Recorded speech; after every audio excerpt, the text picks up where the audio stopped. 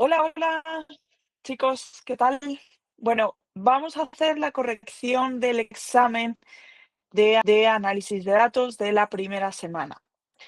Tengo que decir que es un examen, bueno, lo vamos a ir viendo, ¿de acuerdo? Hay varias preguntas, dos de ellas que están directamente mal, que hay un error, y luego, bueno, pues hay otras que se quedan así un poquito, ¿de acuerdo? Em, Lo considero un examen complicadete, complicadillo y además con el inconveniente de que hay 2 preguntas que están mal, y el inconveniente que eso ha podido suponer para una persona que se está presentando a ese examen y que, pues en el caso de una de ellas, ninguna es correcta porque le falta una parte al enunciado y en el caso de la otra, que era la de reserva, pues el enunciado lleva a contradicción. Al final, bueno, pues puedes sacar que se está refiriendo, lo veremos, a una población finita, no infinita. Pero bueno, yo entiendo que obviamente pues estás haciendo un examen, estás nervioso, no controlas mucho la asignatura y eso lo único que hace es entorpecer. Entonces, bueno, nada, quería decir esto antes de empezar con las correcciones y ahora sí, vamos a hacer las correcciones. Bueno, dice la pregunta 1. La variable tener o no tener móvil de la figura 1, ¿vale? Tenemos ahí la figura 1, como vemos es un gráfico en el que estamos teniendo en cuenta dos variables, ¿vale? Por un lado tenemos en cuenta la variable género, chica o chico, ¿vale? Chicas o chicos. Y por otro lado, estamos teniendo en cuenta la variable tener móvil o no tener móvil, ¿de acuerdo? Es una variable dicotómica, ¿vale? Porque o lo tienes o no lo tienes, no nos dan más opciones, ¿de acuerdo? Entonces dice la pregunta 1. La variable tener móvil de la figura 1 es A, politómica, B, cualitativa o C, ambas. Bueno, pues politómica no es, ¿de acuerdo? Si nos hubieran dicho que es dicotómica, entonces sería la C, ambas, ¿de acuerdo? Pero no. Por lo tanto, como politómica no es, tampoco puede ser ambas, es cualitativa, que de hecho lo es, ¿de acuerdo? Es una variable cualitativa, ¿vale? Bueno, vamos con la siguiente pregunta. Nos dicen, en la tabla 1, la frecuencia absoluta del intervalo 4-8 del grupo con déficit de atención es, vale, ¿qué ocurre? Que en el intervalo 4-8, ¿de acuerdo? A mí me están dando, si lo vemos aquí, me están dando P sub I, ¿de acuerdo? Es decir, me están dando una frecuencia relativa, ¿vale? ¿Qué es lo que yo tengo que hacer? Tengo que recordar cómo se calculaba la frecuencia relativa, ¿vale? Entonces teníamos que P sub I era igual a N sub I entre N, ¿vale? De esta forma, yo lo que voy a tener es la forma de calcular verdaderamente N sub I. En este caso, si 0,11 es igual a N sub I, que es lo que no tengo, entre 300, ¿vale? Porque me dicen que hay 300 personas con trastorno, ¿vale? Por déficit de atención, pues entonces aquí directamente lo que hago es despejar N sub I, que será 0,11 por 300, y esto es igual a 33, ¿de acuerdo? Por lo tanto, la respuesta correcta es la A, 33. Nos dice el ejercicio 3. ¿Cuál es el gráfico adecuado para representar los datos del grupo sin déficit de atención de la tabla 1? ¿De acuerdo? Ahora sí, traigo la tabla 1, la figura 1. Vale, ¿cuál es el gráfico adecuado? Nos dice primero un diagrama de dispersión. El diagrama de dispersión lo utilizábamos cuando comparábamos dos variables, ¿de acuerdo? Cuando comparábamos la variable X con la variable Y. Pero aquí solo me están hablando de una única variable, ¿de acuerdo? Con dos frecuencias, ¿vale? Entonces, no. Esto es lo que nos puede llevar un poco a lío y a confusión en este ejercicio. Es una única variable X con dos frecuencias diferentes, ¿vale? Por lo tanto, diagrama de dispersión no es. Luego nos hablan de diagrama de líneas. ¿Diagrama de líneas? ¿Realmente hemos visto eso? pongo ahí la pregunta, ¿vale? Y por último, diagrama de sectores, que sería el correcto porque estamos con una frecuencia relativa y era adecuada para un diagrama de sectores, que si recordamos era el del quesito. Por lo tanto, la opción correcta es la C. Vale, vamos ahora con el ejercicio 4. Nos dice, con los datos de la tabla 1, la media en el grupo con déficit de atención es, bueno, para calcular la media aquí, lo primero que vamos a tener que hacer, ¿de acuerdo? Es calcular toda la tabla, en primer lugar, con los límites exactos, ¿vale? Entonces vamos a tener que calcular límite inferior, límite superior, y luego vamos a tener que calcular el punto medio, ¿vale? Una vez que tengamos eso, tendremos que calcular las frecuencias absolutas, ¿vale? Solo voy a poner los primeros por simplificar un poco, que esto no se haga tan largo, ¿de acuerdo? Estoy calculando los límites exactos, acordaros siempre límites exactos, ¿vale? Muy importante. Y una vez que tengo los límites exactos, ya puedo calcular el punto medio, que recordemos que es la suma de los límites dividida entre 2, ¿vale? Como la amplitud del intervalo es 5, puedo calcular muy fácilmente, sin tener que calcular el punto medio de todos, ¿vale? Entonces me va a dar esto. Luego, de la misma forma que hicimos en el ejercicio anterior, puedo calcular las frecuencias absolutas, que son 96, 72, 57, 42, 33. Si quieres ir haciéndolo tú a la vez, pues párame el vídeo porque, bueno, pues para que no se haga un vídeo muy largo, yo directamente voy a poner los resultados, ¿vale? Pero si lo quieres ir calculando tú, que ya lo vimos en el ejercicio anterior, para el vídeo, hazlo todo y comprueba que tienes bien los resultados, ¿vale? Yo, mis alumnos del curso de análisis, por cierto, si estás interesado en el curso de análisis, te dejo en la descripción de este vídeo el enlace, ¿vale? Para que puedas apuntarte. Yo a mis alumnos del curso de análisis siempre les recomiendo aprender bien a usar la calculadora, y es una de las cosas que vemos en el curso de análisis, porque una vez que tenemos estas dos columnas, es súper fácil calcular la media. No tenemos que calcularla, de hecho. La misma calculadora nos va a dar la media, ¿vale? Entonces, ahí nos podemos ahorrar errores de cálculo, ¿vale? Bueno, en ese caso ya sabemos que la media es muy sencillita de calcular. Si no lo vamos a hacer así, sería el sumatorio de XY dividido entre el total de datos, ¿de acuerdo? Y en este caso sería 18,6. Por lo tanto, la respuesta correcta es la C, ¿vale? Vale, otra vez más me dicen que van a hacer referencia a la tabla 1, ¿de acuerdo? Y me dice, ¿cuál es el valor de X que dejaría por debajo al 38,3% de la muestra en el grupo con déficit de atención? ¿Vale? ¿Qué es lo que me están pidiendo aquí? Me están pidiendo un percentil. Esa es la definición de percentil. El percentil siempre es el valor de la distribución que me va a dejar por debajo un tanto por ciento de la distribución. ¿Cuál es la dificultad?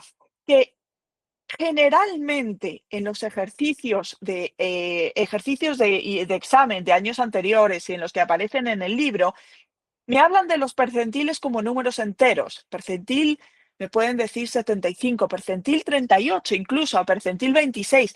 Pero un percentil con un decimal, esto no lo suelen poner, ¿de acuerdo? Entonces, ¿qué ocurre? Que eso nos puede llevar a error, ¿vale? Nos puede llevar a dudar un poco qué es lo que me están pidiendo, ¿no? Porque no me dicen directamente el percentil. O sea, yo aquí tengo doble dificultad. Primero tengo que entender bien cuál es la definición de percentil, y segundo tengo que entender que, bueno, pues que en este caso me están pidiendo un percentil que implica un decimal y que hasta ahora no me lo habían preguntado nunca, ¿vale? Entonces, ¿qué es lo que tengo que hacer? Bueno, pues calcular directamente el percentil, ¿vale? Una vez más, para simplificar, ¿vale? Cálculos, lo que tendríamos que hacer es crearnos esta tabla, la teníamos ya aquí, ¿vale? Aquí voy a tener que calcular también las acumuladas, ¿vale? Que le voy a poner rápidamente. Esto, como os he dicho antes, si queréis, paráis el vídeo, ¿de acuerdo? y comprobáis que tenéis bien los resultados. Vale, ¿qué dicen? Percentil 38,3. Entonces, ¿qué es lo primero que tengo que hacer yo aquí? Tengo que calcular n por k dividido entre 100, ¿vale? Entonces, n, estamos con el de n300, ¿vale? Por 38,3 dividido entre 100, ¿vale? Esto me da 14,9, ¿vale? Porque los dos ceros del 300 se me van con los dos ceros del 100, me da 114,9. Una vez que yo tengo calculado esto, yo ya puedo calcular cuál va a ser el intervalo crítico. ¿Dónde voy a encontrar yo el 114,9? Lo voy a encontrar en esta parte del intervalo, ¿vale? Aquí simplemente voy a copiar el límite inferior, ¿vale? Porque lo voy a necesitar para la fórmula. Vosotros, que yo insisto, lo estoy haciendo rápido, pero esto vosotros lo teníais que tener hecho, ¿vale? Entonces, ahora sí, lo que voy a hacer es calcular el percentil de 38,3, ¿no? Entonces, en ese caso va a ser n por k dividido entre 100, ya lo tengo calculado, ¿vale? Entonces voy a poner 114,9 menos 75 dividido entre 57, ¿de acuerdo? Por la amplitud del intervalo más el límite inferior, que es 13,5. En el libro de fórmulas lo ponen aquí delante y a mí se me ha olvidado ponerlo ahí delante, no pasa nada, lo pongo detrás. Vamos a ver de dónde sale ese 75. Ese 75, fijaros, es este valor que tengo aquí, ¿de acuerdo? Es decir, es la frecuencia acumulada anterior al intervalo crítico, es este valor que tengo aquí, y este 57 es la frecuencia absoluta del intervalo crítico, ¿vale? Bueno, pues si yo opero aquí, a mí esto me va a dar igual a 17, ¿de acuerdo? Vale, entonces la respuesta correcta es la A, 17. Me dice la siguiente pregunta, que es de teoría. En una distribución de frecuencias asimétrica, el índice de tendencia central más apropiado es A, la media ponderada, B, la media o C, la mediana. Bueno, entre media ponderada y media me da igual, estamos hablando de medias. Y sabemos que las medias son muy susceptibles a los valores extremos, ¿vale? Vamos a pensar un poco. ¿Qué es lo que me quieren decir? Si yo tengo una distribución asimétrica, por ejemplo, positiva, como es esta, ¿de acuerdo? ¿Qué quiere decir? Que yo aquí voy a obtener muchos valores, pero aquí voy a obtener muy poquitos. Pero siguen siendo valores de la distribución. Por lo tanto, voy a tener valores muy extremos. ¿Qué quiere decir esto? Pues que posiblemente yo tenga una varianza muy grande. Si yo tengo una varianza muy grande, la media no es muy significativa, ¿vale? O sea, me puede llevar a error fiarme de esa media.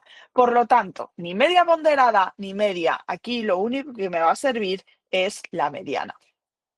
Me dice el ejercicio 7, con los datos de la tabla 1, ¿cómo interpretarías la asimetría de los datos del grupo con déficit de atención en función del índice de asimetría de Pearson? Bueno, pues lo primero, bueno, me dicen que si es asimétrica positiva porque es menor que, ojo, ah, antes de calcularlo vamos a analizar un poco. Me dice, es asimétrica positiva, ¿vale? Me dice que el índice de Pearson es asimétrica positiva porque el índice de Pearson es menor que 0.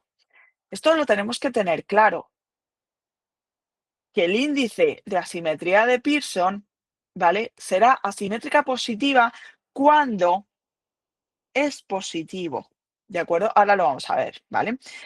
Segunda, me dice, es asimétrica negativa porque el índice de Pearson es menor que 0, ¿vale?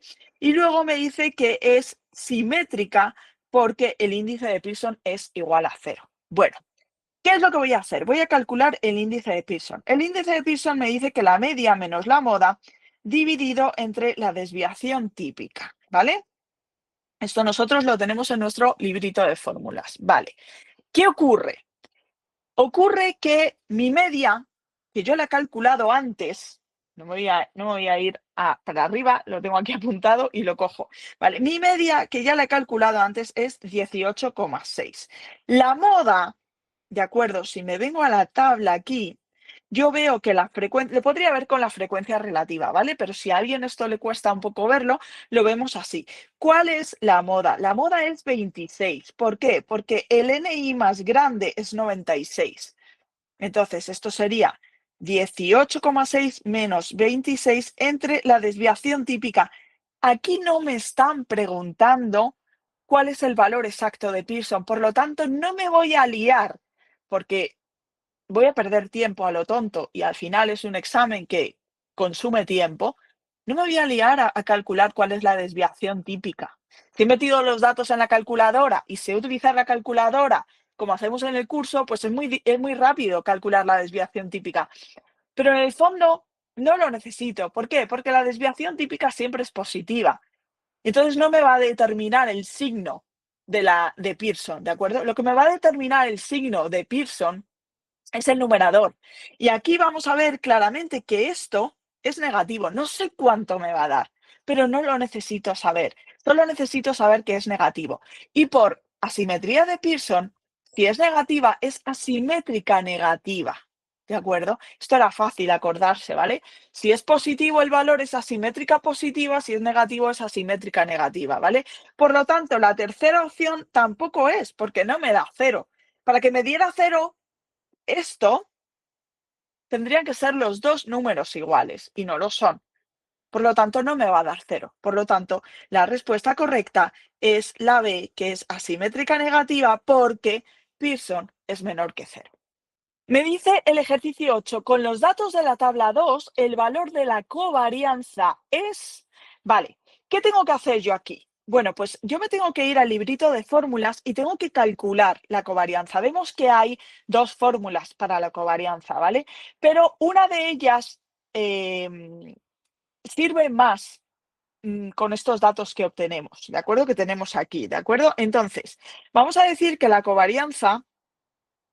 Vamos a utilizar esta fórmula que es el sumatorio de x sub i n sub i dividido entre el total de la muestra menos la media de x por la media de y. ¿De acuerdo? Vale, yo no tengo ni la media de x ni la media de y, pero tengo forma de calcularlo. Entonces, ¿qué es lo primero que voy a hacer? Calcularme la media de x, ¿vale? Que esto ya sabemos cómo es. Entonces sería 1600 entre 200 y la media de y, que sería lo mismo. En este caso sería 20.000 entre 200, ¿vale? Esto es igual a 8 y esto es igual a 100, ¿sí? Vale, bueno, pues ¿qué tengo que hacer yo ahora? Pues ahora voy a coger sumatorio de XY, nos lo dan ahí, que es 163.600 entre el tamaño de la muestra menos 8 por 100. Y esto me da 18. ¿Vale? Por lo tanto, la respuesta correcta es la A, ¿vale? Vale, vamos con el ejercicio 9. Fíjate que el ejercicio 9 es teórico. Tenemos que tener claro ahí algunas cositas. Yo sé que la teoría siempre es un poco lo que más os cuesta, ¿no? De esta asignatura. Pero bueno, esta no me parece tampoco tan complicada. Dice, el índice más adecuado para evaluar la relación entre dos variables dicotómicas, las dos variables son dicotómicas. Dice, ¿es la correlación biserial puntual? No. La correlación biserial puntual relaciona una cuantitativa con una dicotómica, pero no las dos dicotómicas. Por lo tanto, la A no es. La correlación de Spearman me relaciona dos ordinales. Por lo tanto, tampoco lo es. ¿De acuerdo? Y en este caso sería el coeficiente phi, que era el último que veíamos de todos los coeficientes de cualitativas, ¿de acuerdo? Y que nos decía que era específico para variables dicotómicas, ¿vale? Por lo tanto, la respuesta correcta es la C. Vale, vamos con el ejercicio 10. Dice, con los datos de la figura 1, es posible calcular el valor máximo que puede alcanzar el coeficiente C de contingencia entre las dos variables. Vale, ¿qué me están pidiendo? Me están pidiendo Cmax, ¿vale? Cmax ahí por ahí una fórmula, K menos tal, bueno, vale. ¿Qué era K?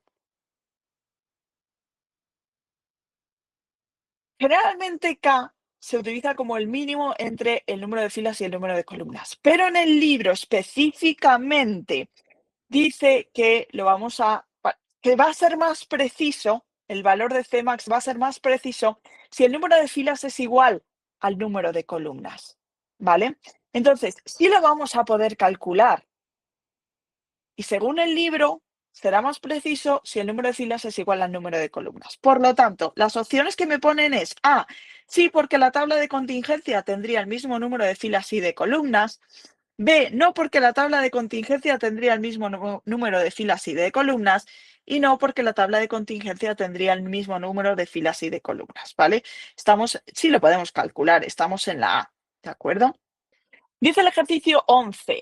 Si además de los datos que aparecen en la tabla 2, sabemos que la varianza de x es 9 y que la de y es 36, calcula el coeficiente de correlación de Pearson entre ambas, o sea, no te pide que lo calcule, perdón, yo lo he leído mal, ¿vale? Bueno, sí, que lo calcules, pero sobre todo lo que te pide, no sé qué he escrito ahí, la verdad. Lo que te pide es que cómo vas a interpretar esta correlación, ¿de acuerdo? Entonces, lo primero que tenemos que hacer es efectivamente calcularlo, ¿vale?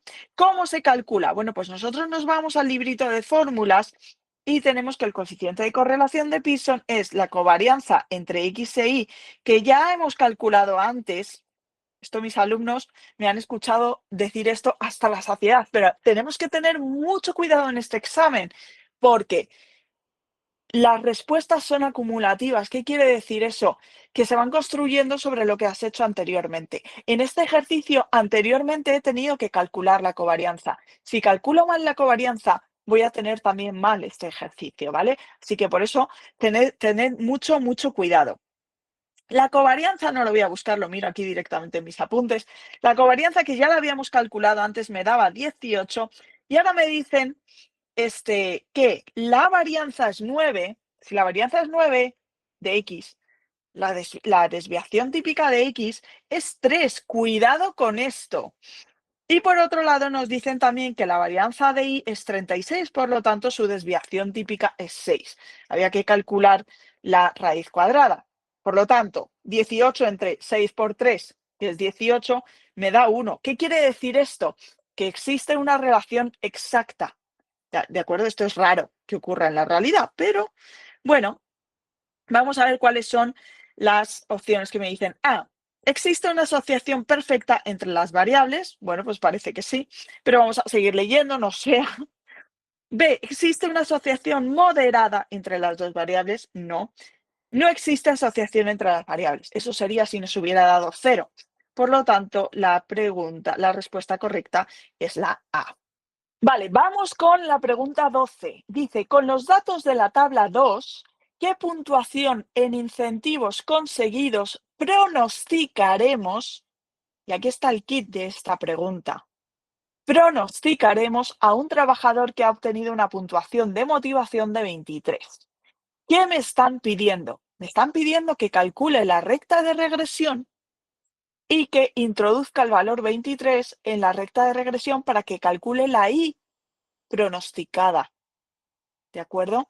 Entonces, recordemos que la recta de regresión me daba valores estimados, ¿vale? Valores que están, que no son reales, no sabemos si son reales, pero bueno, están ahí un poco, ¿vale? Y eso se calculaba como A más B por X, ¿de acuerdo?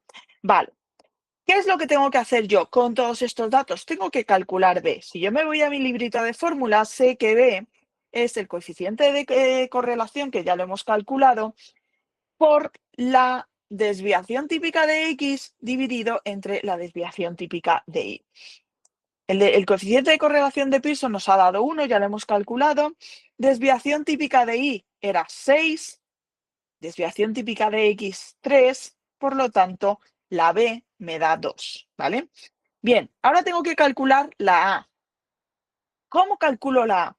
La A me dice que es la media de Y menos B por la media de X, ¿vale? Yo había calculado antes la media de y la media de x, ¿de acuerdo? Entonces esto será 100 menos 2 por 8, es decir, 84, ¿vale? Ahora que ya tengo A y que ya tengo B, yo ya puedo determinar que mi recta de regresión es 84 más 2x. Y ahora, este valor 23 que me dan por aquí, era 23, sí, es tan sencillo como meterlo aquí. Entonces, yo voy a tener que mi y predicha es 84 más 2 por 23, ¿de acuerdo? Y esto me da 130. Por lo tanto, la respuesta correcta es la B. Vale, vamos con la pregunta 13. Yo sé que la pregunta 13 es difícil porque esta parte del temario es un poco abstracta, un poco complicada. Y sé que es la típica parte del temario que la soléis dejar un poco, ¿no? Realmente mirando el libro de fórmulas es fácil llegar a ella, pero entiendo que muchas veces nos falta tiempo, ¿vale? Para hacer el examen. Vale, dice la pregunta 13. Imaginemos que disponemos de los datos de 5 trabajadores en las variables X, ¿vale? Yo me voy a hacer mi tablita, que me dicen que es 8, 6, 9, 2, 4, e Y, que es 99, 93, 103, 74 y 81, ¿vale? ¿Qué quiere decir esto? Yo tengo mi recta de regresión que va a predecir valores, ¿vale? Es una predicción, puedo cometer errores, ¿vale? ¿Qué es esta I? Son los valores que se supone que son los reales, ¿de acuerdo? Pero yo tengo que calcular con esa X los valores predichos, ¿vale? ¿Por qué? Porque ¿a dónde quiero llegar yo? Yo quiero llegar a esta fórmula que tengo del error cuadrático medio, que me dice que es, ay, ahora no la tengo a mano. A ver, un segundito, que tengo ya directamente despejados los números y entonces no me acuerdo. Dice que es el sumatorio de los errores al cuadrado dividido entre el tamaño de la muestra menos la esperanza de los errores, ¿de acuerdo? La media de los errores, al cuadrado, ¿vale? Entonces yo tengo que llegar aquí. Si me voy un poquito más arriba, ¿de acuerdo? En esa misma página, a mí me dicen que el error es igual a la variable y menos la variable predicha, ¿vale? Entonces, ¿qué es lo primero que yo tengo que calcular aquí? La variable, la y predicha, ¿vale? Es decir, con mi recta de regresión, que yo había calculado antes, como la teníamos aquí, 84 más 2x, ¿vale? Esto es 84 más 2x. Yo tengo que ir metiendo cada x aquí. Entonces, por ejemplo, para la y predicha 1 sería 84 más 2 por 16, que esto me va a dar 100, ¿vale? Pues aquí pondría 100. Para la y predicha 2 será 84 más 2 por 6, ¿vale? Y eso me va a dar 96. Y así lo voy haciendo con todo, ¿vale? Como digo, para que el vídeo no sea muy largo, no lo voy a hacer con todas, ¿vale? Simplemente pongo los resultados, ¿vale? Una vez que yo tengo esto, ya puedo calcular los errores. ¿Y los errores que habíamos dicho? La columna de I menos la columna predicha. Y esto me va a dar menos 1, menos 3, 1, menos 14 y menos 11. Vale, ya tengo el EI. Ahora que me dicen que sume todos los valores del EI al cuadrado. Pues antes de sumar, tengo que hacer EI al cuadrado. Esto es 1, 9, 1, 196 y 121. Y ahora ya sí puedo hacer este sumatorio que me da 328. ¿Vale? Luego, por otro lado, que me dicen que calcule la esperanza, la media de los errores. ¿Para eso qué es lo que tengo que hacer yo? calcular el sumatorio, como es la fórmula de la media, sumatorio de los valores entre el número total de valores. Vale, pues el sumatorio de los errores, ¿cuánto es? Menos 28. Si sumo todos estos valores, me da menos 28. ¿Cuánto es n? ¿Cuántos valores tengo? 1, 2, 3. Lo voy haciendo así para que lo veáis. 1, 2, 3, 4 y 5. Por lo tanto, ¿qué será? Será menos 28 dividido entre 5, ¿vale? Ahora ya sí puedo sustituir en esta fórmula que yo tengo aquí, ¿de acuerdo? Que es la fórmula para calcular el error cuadrático médico. Médico no, medio. Esto dice que es 328 entre 5 menos este menos 28 quintos, si lo he calculado ya y lo he puesto en decimales, pues ponemos los decimales y lo elevamos al cuadrado, ¿vale? No va a haber problema. ¿Esto qué me va a dar? Bueno, pues por un lado, esta parte me da 65,6 y por otro lado, esta parte de aquí me da 31,36, ¿vale? Por lo tanto, esto es igual a 34,24. Bueno, pues vamos a ver. Efectivamente, ya tenemos ahí que la respuesta A es 34,24, ¿vale? Vale, vamos con el siguiente ejercicio. Dice el siguiente ejercicio, en la UNED, el 55% de los estudiantes aprueba estadística. Yo no sé si esto será verdad o no. Y el 45% aprueba aprendizaje. Bueno, veremos a ver si esto es verdad o no. Además, conocemos que la unión de ambos sucesos es igual a 0,8. ¿Cuál es la probabilidad de que un estudiante apruebe estadística y aprendizaje? ¿Qué me están diciendo? Me están diciendo que si esto es estadística, ¿vale? Y esto es aprendizaje, realmente debería ser al revés, porque aprendizaje es más pequeño. ¿Dónde se va a dar que alguien apruebe estadística y aprendizaje? Donde se unen los dos, en la intersección entre los dos. Por lo tanto, a mí lo que me están preguntando es la probabilidad de la intersección de aprobar estadística y ¿vale? Aprobar aprendizaje. Vale, nosotros nos vamos al libro de fórmulas y no hay ninguna fórmula para esto, pero sí hay una, que es importante, que dice que la probabilidad de la unión entre dos sucesos es igual a la probabilidad de uno de ellos más la probabilidad del otro menos la intersección de ambos. Esto tiene lógica, ¿no? Porque si no estaríamos contando esta parte, que es la intersección, la estaríamos contando dos veces, porque la estamos contando con este y la contamos con este, ¿vale? Por eso lo resta una vez. Bueno, pues ¿qué puedo hacer yo aquí? Yo aquí puedo despejar y puedo decir que la probabilidad de A intersección B es igual a la probabilidad de A, ¿vale? Más la probabilidad de B menos la probabilidad de la A unión B, ¿vale?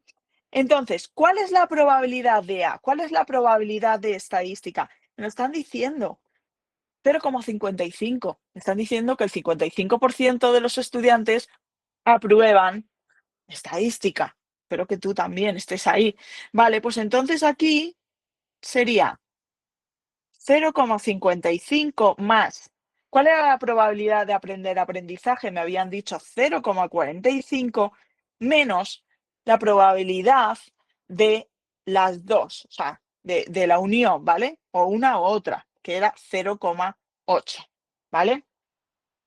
Si yo hago esta operación, me da como resultado 0,2.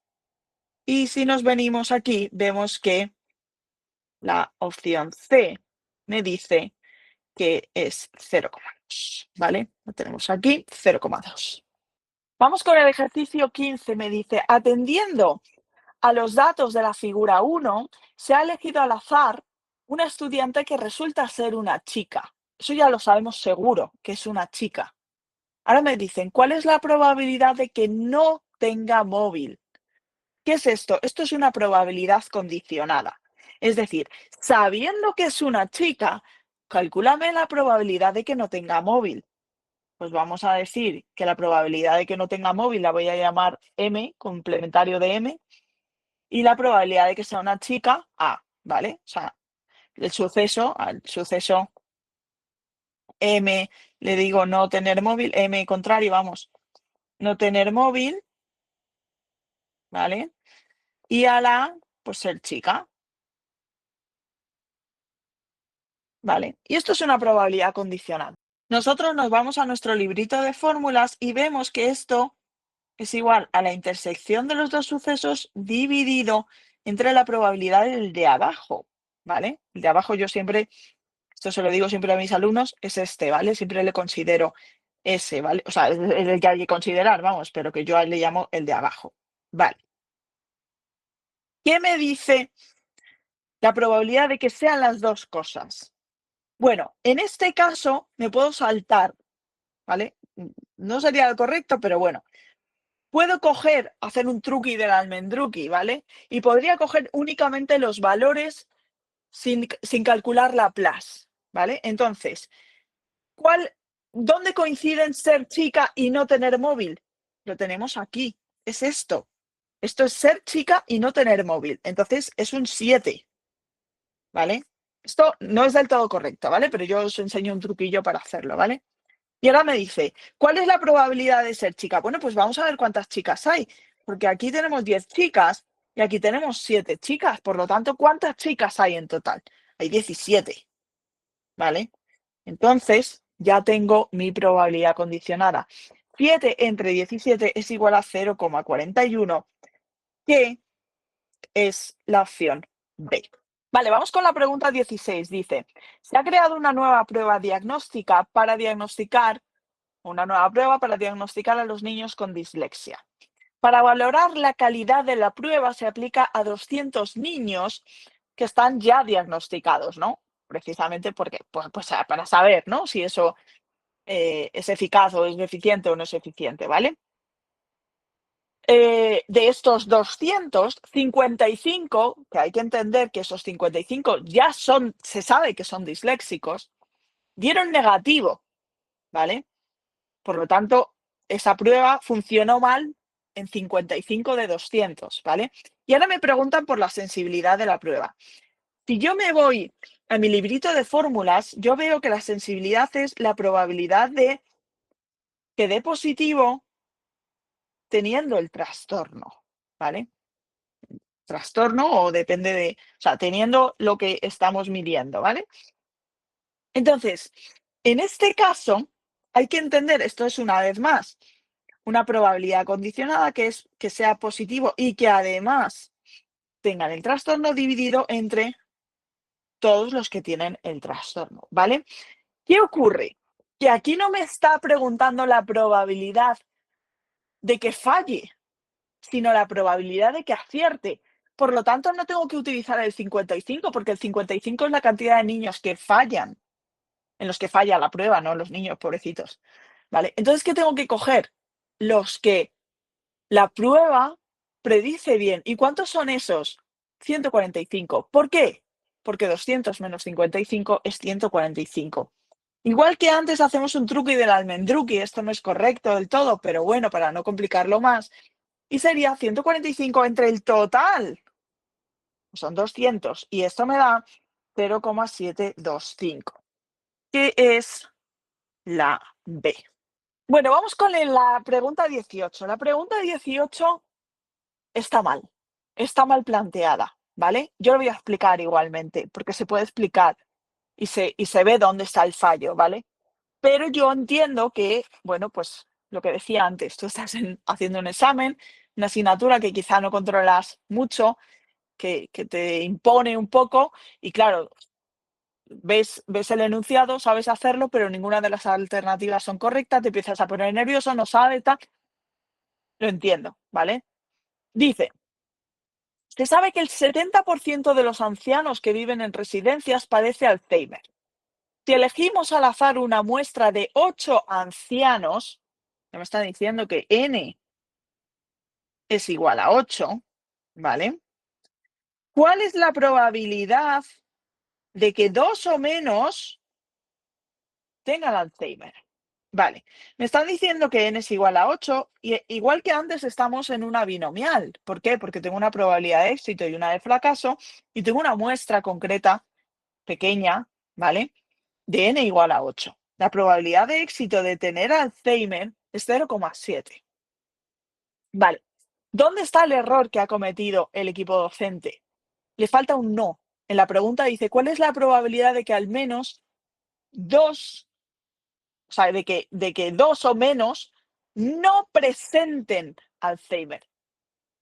Si hacemos esa pregunta, entonces descubrimos, aquí tengo una errata, entonces descubrimos que la respuesta correcta es la B, ¿de acuerdo? Pero es que no pone ese no. Entonces nosotros entendemos que la probabilidad de éxito es 0,7, no 0,3, ¿vale? Bien, ¿cómo se resolvería en este caso, tal y como pone el enunciado? Bueno, pues yo tendría que calcular cuál es la probabilidad de x igual a 0, más la probabilidad de x igual a 1, más la probabilidad de x igual a 2, ¿vale? ¿Qué ocurre? Que yo no lo puedo hacer con las tablas que tenemos. ¿Por qué? Porque las tablas que tenemos no me dan una probabilidad de 0,7, en cambio sí me la dan de 0,3, ¿vale? Por eso ahí entiendo que lo que ellos querían hacer era con 0,3 y que fuéramos directamente a las tablas, no esto, pero bueno.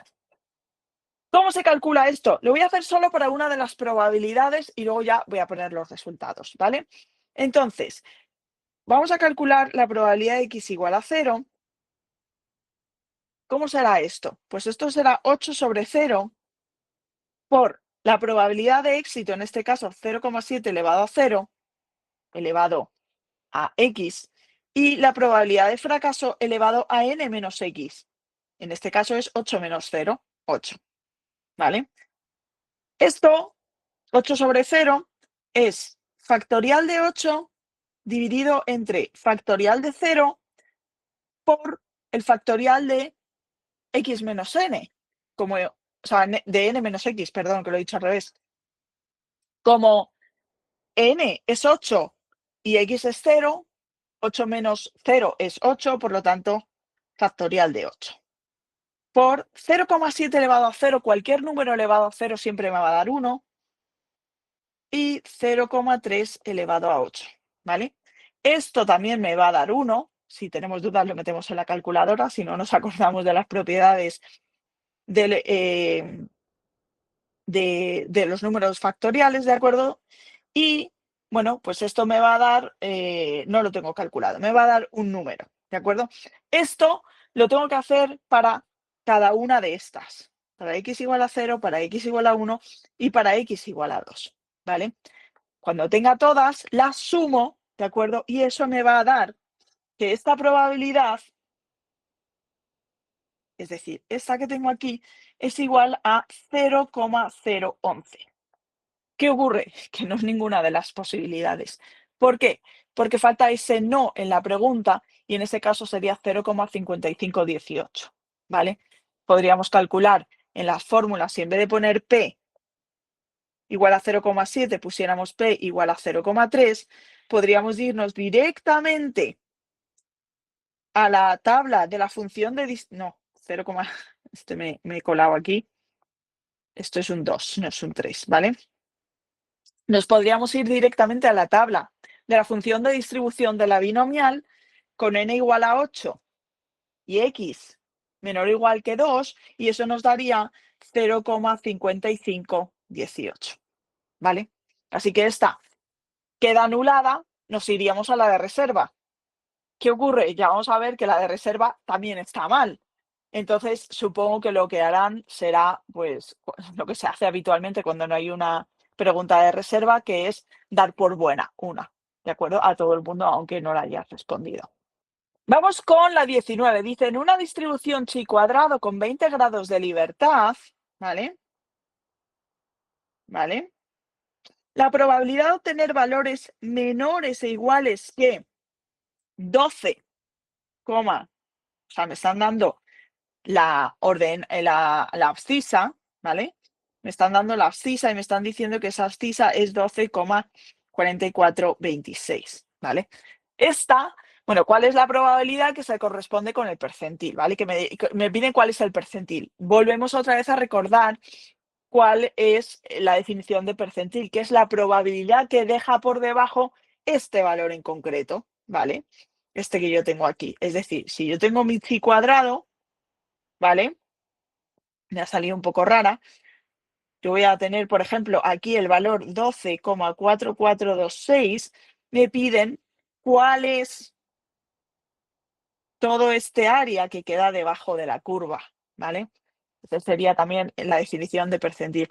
Esta pregunta es, yo siempre esto lo comento con mis alumnos, esto es regalito, porque esto es ir directamente a buscar a la tabla del chi cuadrado y obtenemos que en ese caso estamos hablando de un percentil 10, porque esto nos va a dar, si buscamos este, nos da 0,1, por lo tanto estamos hablando del percentil 10 y en ese caso sería la B.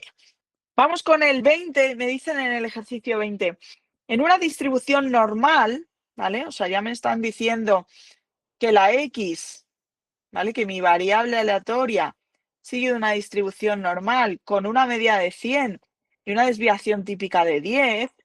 Cuidado aquí, que a veces que no lo dan en varianza y tendríamos que hacer la raíz cuadrada.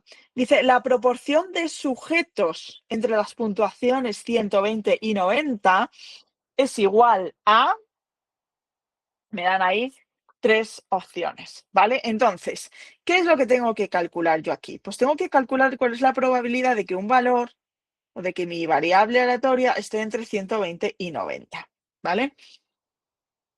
Bueno, ¿qué es lo que voy a hacer yo? Como estamos en una normal, tengo que tipificar. Entonces voy a calcular Z1, que lo voy a hacer con el 90, ¿vale? Sería 90 menos 100 dividido entre 10. 90 menos 100 es menos 10, dividido entre 10 menos 1. Y luego Z2, que sería 120 menos 100 entre 10. Esto es 20 entre 10 es igual a 2.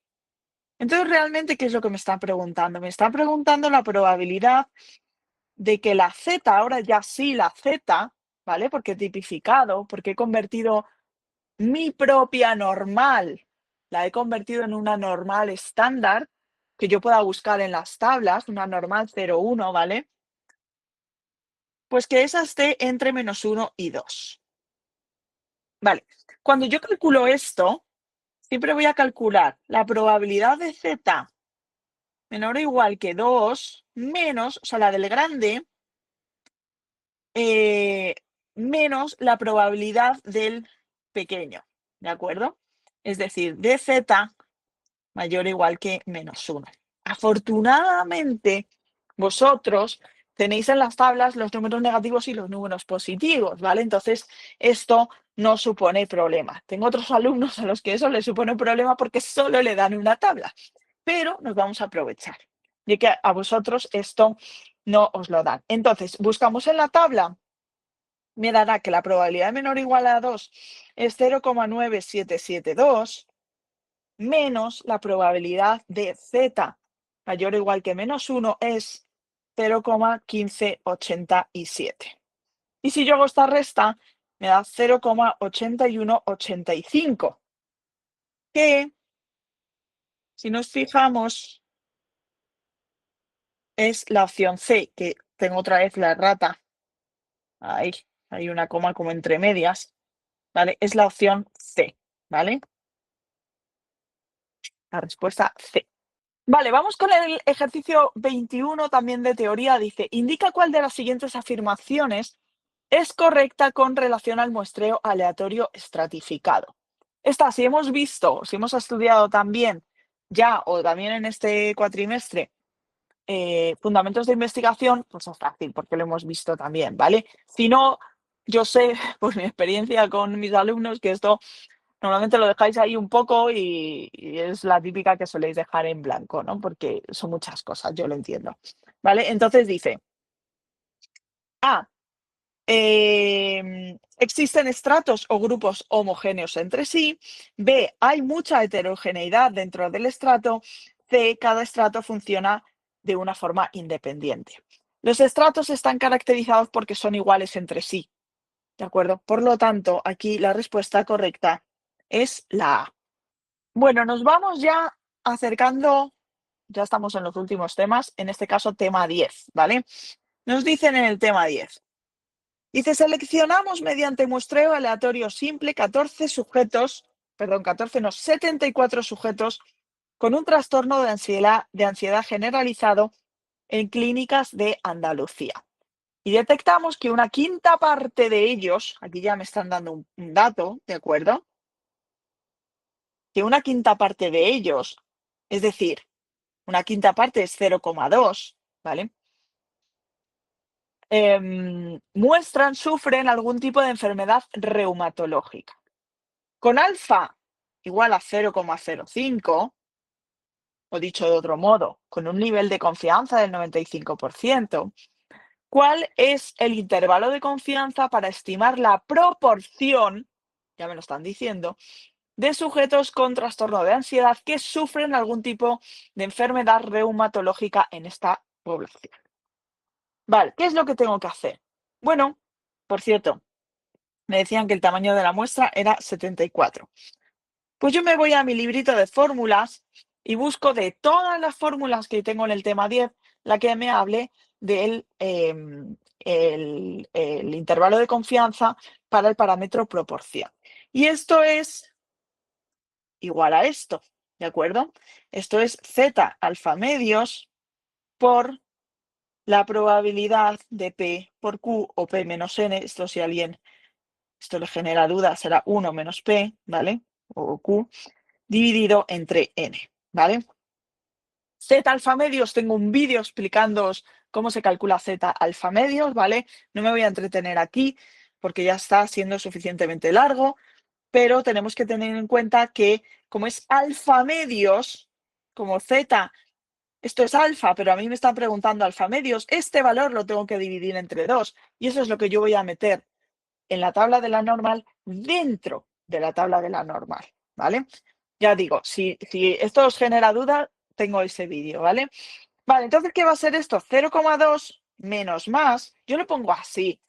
Me parece más cómodo a la hora de escribir. En el libro de fórmulas os ponen por un lado el límite inferior y por otro lado el límite superior, pero es lo mismo, ¿vale? Que nadie se me líe.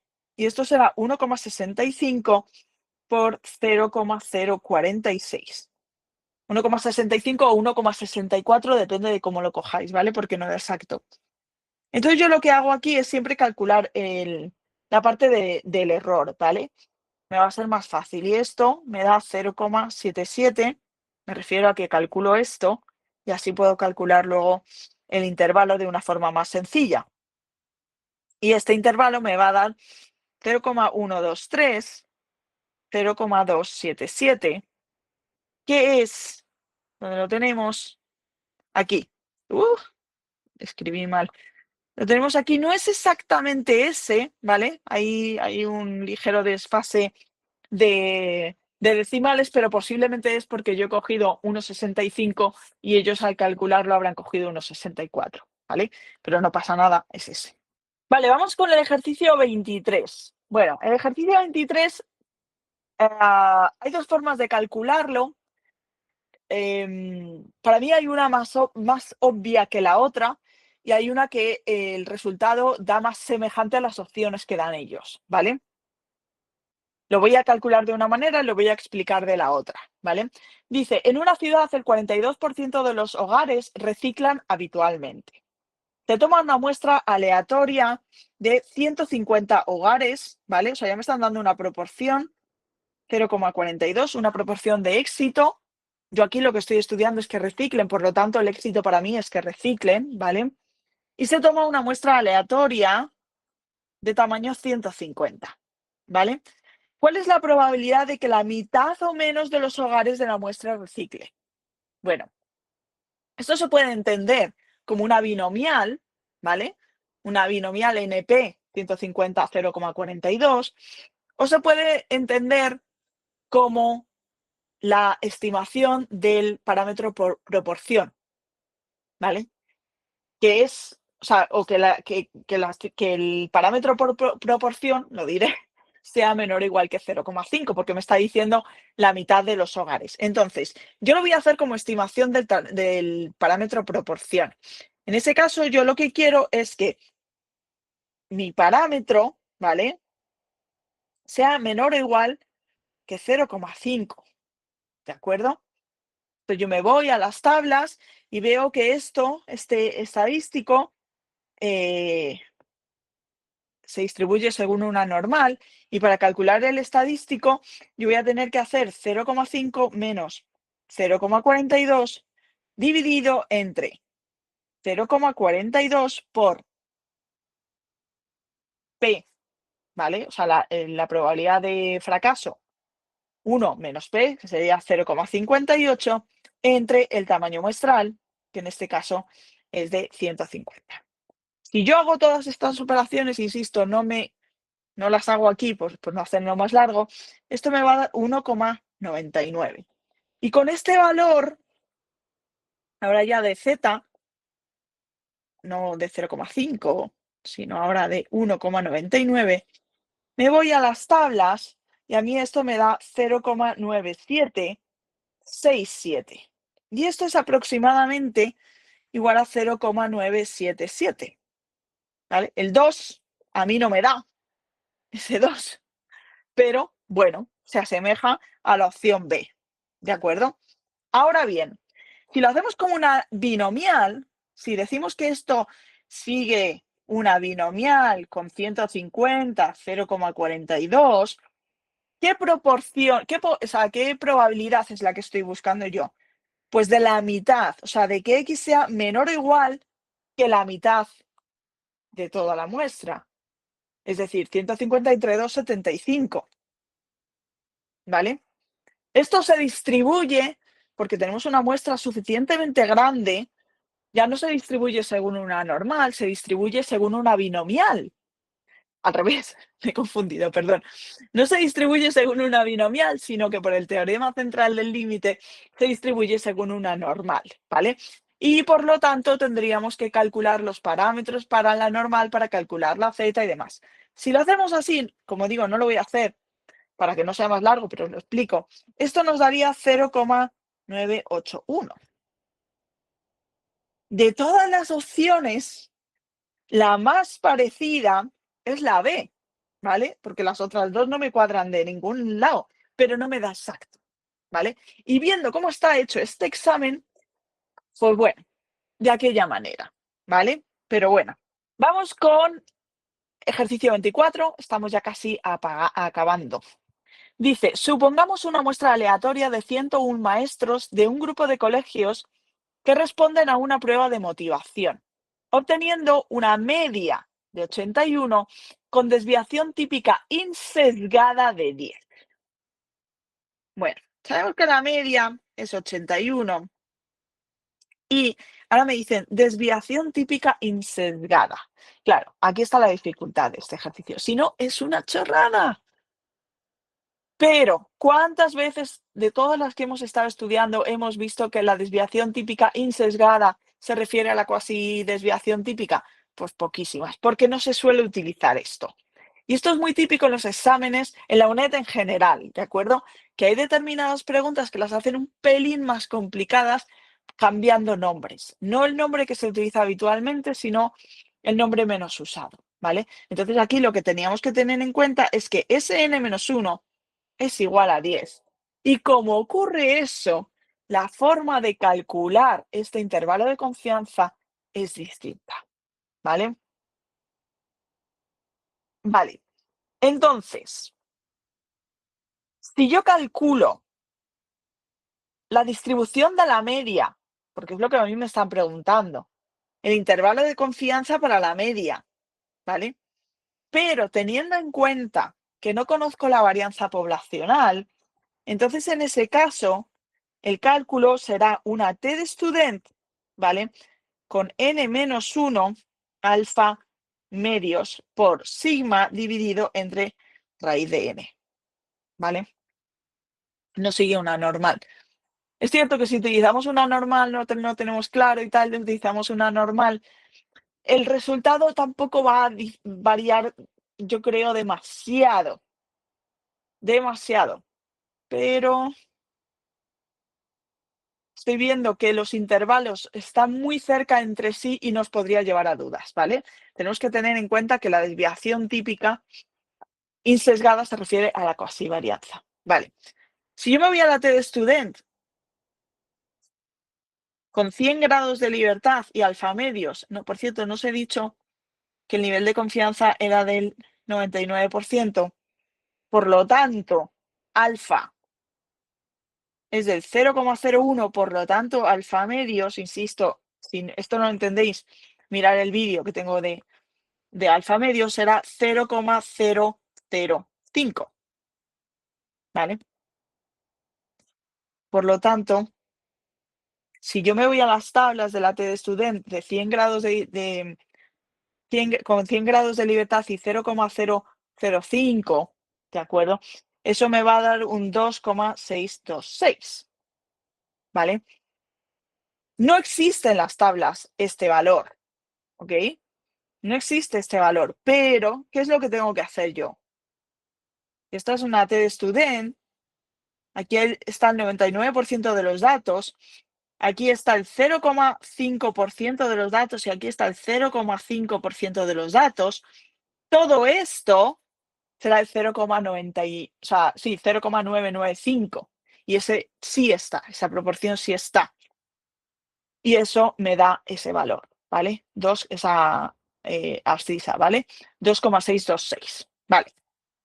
Si esto lo sustituyo en mi intervalo de confianza, va a ser 80 menos más 2,626 por 10 elevado, perdón, dividido entre la raíz de 101, ¿vale? Y esto, resolviendo, es 77,38, 82,61, ¿vale? Que es la opción B, ¿de acuerdo? Vamos con la pregunta 25. La pregunta 25 también de teoría, cuidado, porque como os he dicho antes, estas preguntas generalmente no se suelen estudiar, es una asignatura que a no ser que guste, pues se viene un poco con miedo y son un poco abstractas, ¿no? Dice, ¿es la cuasivarianza de un estimador insesgado? O sea, perdón, ¿es la cuasivarianza, está mal escrito? ¿Es la cuasivarianza un estimador insesgado de la varianza poblacional? Sí, porque coincide con la varianza muestral.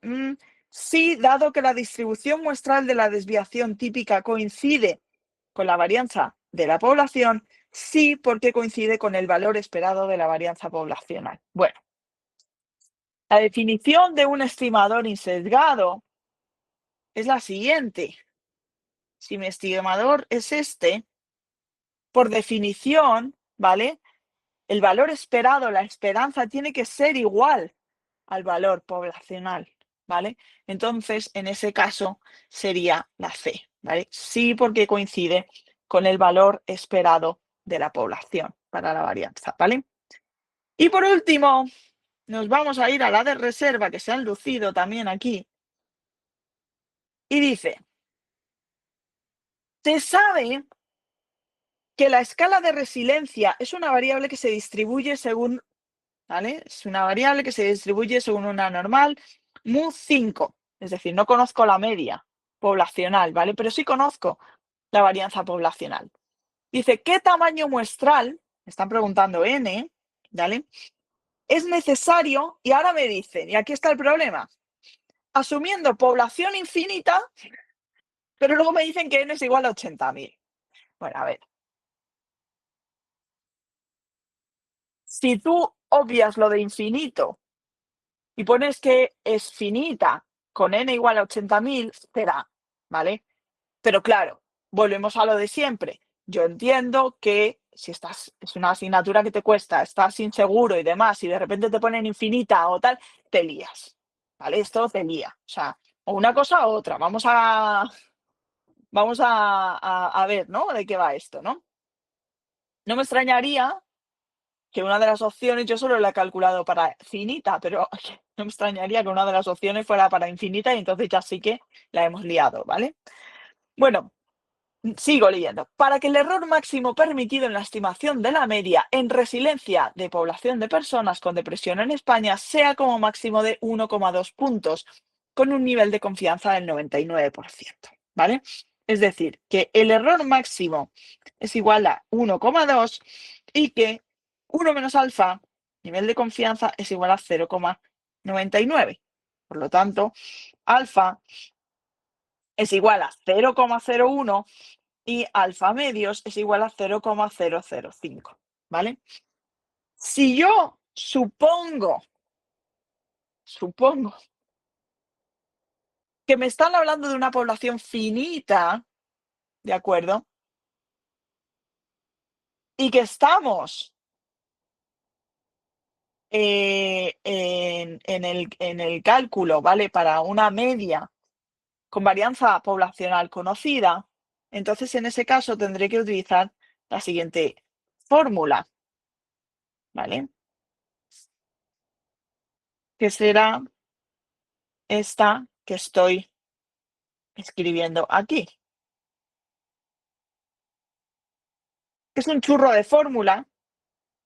Estos los que están en el curso o que vienen conmigo a clase saben que yo los churros de fórmulas no me gustan, pero porque sé que a veces os generan mucho estrés y no lo sabéis interpretar bien, pero bueno, esta, una vez que lo entiendes todo, al final es sustituir en la misma fórmula, ¿vale? Entonces, en este caso, yo tengo la desviación típica poblacional, que es 5, por lo tanto, su varianza será 5 al cuadrado. Z alfa medios, ya lo hemos visto cómo se calcula, en este caso yo voy a coger 2,57, y ahora os comento algo de esto, N 80.000, ¿vale? El error máximo me habían dicho que era 1,2, lo elevo al cuadrado, 80.000 menos 1, más otra vez varianza por Z alfa medios al cuadrado. Y todo este churro de fórmula me da 114,5. Claro, yo me vengo aquí a las opciones, ¿de acuerdo? Y, hombre, de todas las, no me da exacto, pero de todas las opciones la que más se parece es 116. Bueno, pues podría decir que esto es aproximadamente igual a 116. ¿Qué ocurre? ¿Por qué no me da 116? Porque yo he cogido una aproximación de 2,57, ¿vale? Para Z alfa medios, porque este valor, ¿dónde lo tengo? Este valor no aparece exacto en las tablas de la normal, ¿vale? O el que tendría que ser para este no aparece exacto en las tablas de la normal. Entonces, ¿qué es lo que tengo que hacer? Puedo coger 2,57 o puedo coger 2,58, ¿vale? Si yo cojo 2,58 en lugar de 2,57, todo este churro de fórmula me da 115,4. Y esto ya sí se aproxima más a 116, ¿vale? Pero como veis, no hay problema. Con las dos opciones llegamos al mismo resultado porque las otras opciones son muy diferentes, ¿vale? Bueno, pues esto es el examen de la primera semana. Espero que os haya ido bien, espero que hayáis aprobado y si no, si te estás preparando para otro examen, pues espero que te haya servido para entender un poquito más este examen, que en mi opinión no es de los más fáciles que ha hecho el equipo docente, aparte de que hay varios, ¿vale? Venga, mucha suerte a todos y bueno, pues dejadme en comentarios a ver qué tal os ha ido. ¡Chao!